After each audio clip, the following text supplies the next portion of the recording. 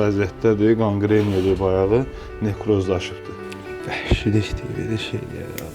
Stomatoloq mənə gəlməyəcək. Buna narkoz vermək lazım.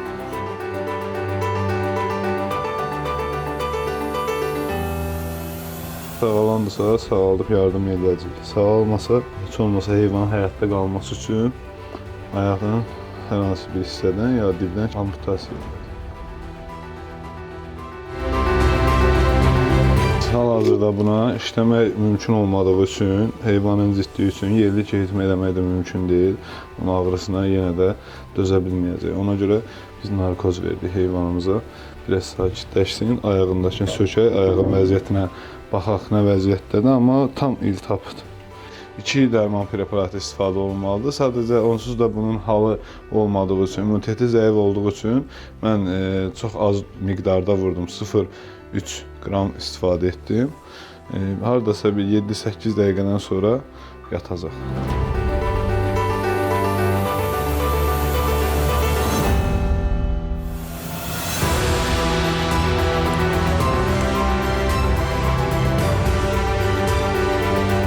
Heyvanlara öz biliklərinizi bölüşmək üçün bu cür formada yardım etmək məncə məqsədə uyğun deyil.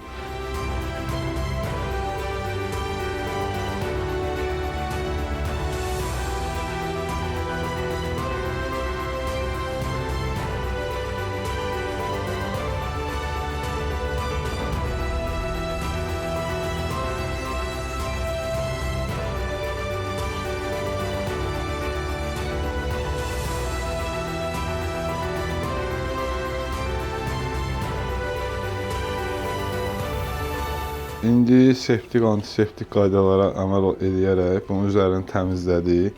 Sonra betadindən istifadə edib betadinləyəcəyik.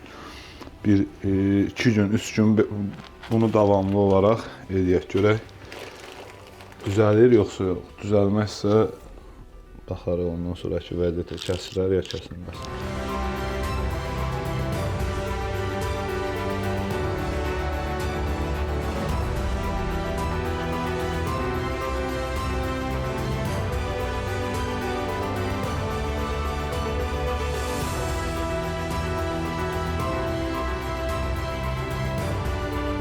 Dərmanı mazımızla çəkib ayağını bağlayaq.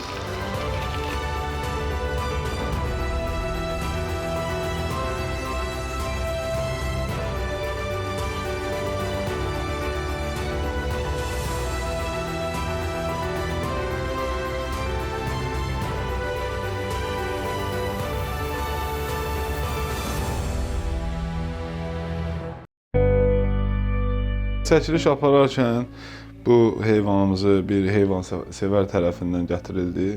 Bunun ayağına indi heyvansevər olub moda, yoxsa hansısa həkimin məsuliyyətsizliyi nəticəsində ayağına bu dəmir qoyulmuş. Yəqin ki, gips qoymaq istəyirmiş. Sadəcə düzgün üzərini bağlamayıb və bu dəmir qalıb orada. Çox möhkəm də sıxıblar.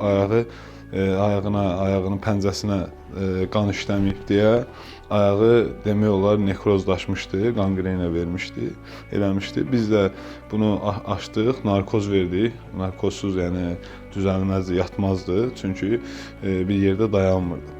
Bu yara yəqin ki 10-12 gün hələ sağalma müalicə ərəfəsində olacaq. Yəqin ki 12 gündən sonra inşallah istədiyimiz nəticəni alarıq. Amma 2 gün, 3 gündən sonra tam biləcəyik ki, o 12 gün davam olunsun, yoxsa olunmasın. Heyvanlarımızın bu vəziyyətə gəlib çıxmaması üçün xahiş olunur heyvanlara, yəni bir həkim olaraq mən hətta xahiş edirəm, çağırış edirəm ki, yəni bu cür yanaşılmasın. Həkim olmayan kəslər, baytar həkim olmayan kəs, yəni bildiyi, bilmədiyi müalicələrdən istifadə etməsin ki, heyvanlarımız uçayaq qalmasın.